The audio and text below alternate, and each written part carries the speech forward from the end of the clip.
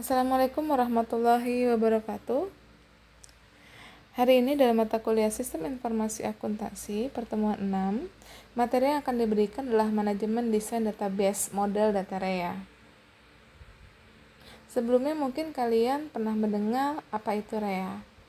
REA adalah perangkat modeling konseptual yang khusus didesain untuk menyediakan struktur untuk mendesain database dan sistem informasi akuntansi. Dalam REA menyediakan struktur dengan dua cara. Yang pertama, mengidentifikasi apakah kesatuan-kesatuan harus dimasukkan dalam database. Yang kedua, dengan penjabaran bagaimana membuat struktur hubungan di antara kesatuan-kesatuan dalam database tersebut. Jenis database di sini untuk jenis-jenis kesatuan REA-nya terdiri yang pertama dari sumber daya, yaitu kas, contohnya inventory dan perlengkapan. Kemudian yang kedua transaksi, contohnya adalah kegiatan penjualan. Yang ketiga adalah agen, yaitu orang-orang yang berpartisipasi dalam setiap kejadian dalam organisasi tersebut. Kemudian ada lagi entity relationship diagram.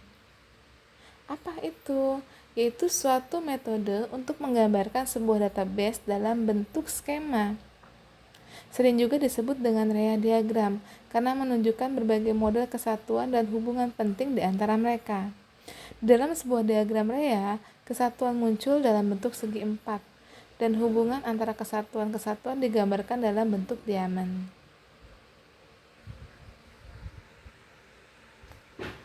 Pengembangan diagram REA. Nah, di sini ada beberapa objek nyata yang termasuk dalam model REA. Yang pertama adalah sumber daya. Sumber daya di sini contohnya barang, jasa, dan uang. Kemudian yang kedua adalah kejadian. Kejadian ini adalah transaksi bisnis atau perjanjian yang mempengaruhi sumber daya. Yang ketiga adalah agen, orang atau badan-badan manusia lain atau perusahaan lain, seperti itu. Kemudian ada pengembangan diagram REA untuk siklus transaksi yang spesifik terdiri dari 3 tahap. Yang pertama, mengidentifikasi perubahan ekonomi. Yang kedua, mengidentifikasi kejadian transaksi beserta agen. Yang ketiga, menentukan pokok utama dalam setiap hubungan kerjasama.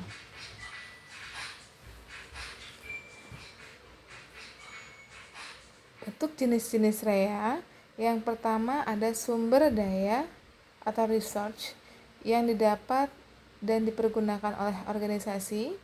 Yang kedua adalah kegiatan atau event, aktivitas bisnis yang dilakukan oleh organisasi. Dan yang ketiga adalah pelaku atau agen, yaitu pelaku atau hubungan dengan agen unit bisnis. Pengguna diagram REA itu siapa saja? Pengguna diagram REA di sini penggunaan diagram REA di sini yang pertama untuk dokumentasi, yaitu diagram REA digunakan sangat khusus sekali misalnya dalam dokumentasi pembuatan database SIA. Diagram REA memberikan dua tipe yang penting dalam informasi mengenai database SIA yang tidak digambarkan di dokumentasi lainnya, yaitu informasi tentang hubungan antara data dan informasi tentang pelatihan bisnis organisasi. Yang kedua, informasi tentang pelatihan bisnis. Mengartikan dengan benar apa yang menjadi utama dalam diagram REA. Maksudnya, harus mengartikan dengan benar peristiwa apa dalam keseluruhan yang mewakili. Ini selalu mudah bagi agen maupun bagi transaksi secara keseluruhan. Setiap peristiwa dari agen sebuah entitas mewakili orang yang khusus atau organisasi. Sama seperti setiap peristiwa dari kejadian sebuah entitas mewakili aktivitas bisnis yang khusus untuk transaksi. Contoh, setiap peristiwa penjualan mewakili transaksi penjualan yang khusus. Yang ketiga, informasi tentang isi database. Hubungan dalam diagram REA menyediakan informasi yang berguna tentang keadaan perusahaan dan kebijakan yang dianutnya. Contohnya, menyediakan kredit untuk pelanggan, dan juga mengizinkan mereka untuk melakukan pembayaran secara berkala. Ini juga mengidentifikasikan bahwa perusahaan telah menjual barang dalam jumlah yang besar. Untuk materi manajemen desain database model data REA, saya cukupkan sampai di sini. Kurang lebihnya mohon maaf. Assalamualaikum warahmatullahi wabarakatuh.